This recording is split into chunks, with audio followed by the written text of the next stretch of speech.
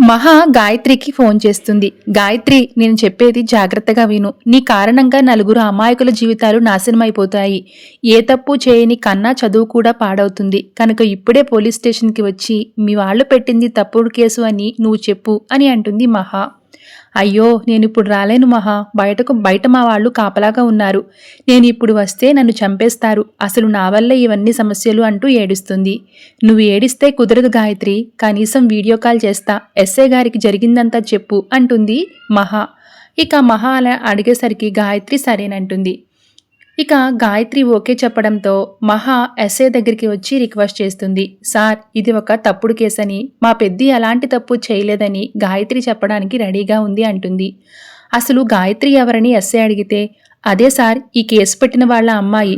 ఇది తప్పుడు కేసని తన పేరు చెప్పి కావాలనే పగతో ఈ కేసు పెట్టారని ఆ అమ్మాయి చెప్పేందుకు సిద్ధంగా ఉంది.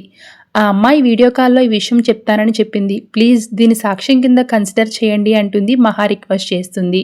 దాంతో సరేనంటాడు ఎస్ఐ. కానీ వీడియో కాల్ చేసే సమయంలో గాయత్రి దగ్గరికి తాయారు వస్తుంది. ఏంటే, ఈ అమ్మాయి నీకు వీడియో కాల్ చేస్తుందని తిట్టేసి ఫోన్ పట్టుకుని అక్కడి నుంచి వెళ్ళిపోతుంది.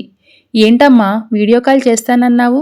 ఆ అమ్మాయి ఫోన్ లిఫ్ట్ చేయడం లేదు కదా. నిన్ను చూస్తే చదువుకున్న దానిలా ఉన్నావు, వీళ్ళని చూస్తే రౌడీల్లా ఉన్నారు. ఆ చుట్టుపక్కన వాళ్ళంతా వీళ్ల గురించి ఏదేదో మాట్లాడుతున్నారు. అసలు దేన్ని నమ్మాలని ఎస్ఐ అడుగుతారు. సార్, ఆ అమ్మాయి ఫోన్లో మాట్లాడకుండా వాళ్ళ ఇంట్లో వాళ్ళు బెదిరించి ఉంటారు. మనం ఒకసారి వాళ్ళ ఇంటికి వెళ్ళి డైరెక్ట్గా ఆ అమ్మాయిని అడుగుదాం.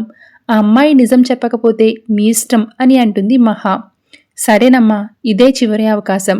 ఆ అమ్మాయి వీళ్ళకి వ్యతిరేకంగా చెప్పిందంటే మాత్రం నేనేమీ చేయలేనని ఎస్ఐ అంటాడు. దాంతో పోలీసుల్ని తీసుకుని మహా తాయారు ఇంటికి బయలుదేరుతుంది.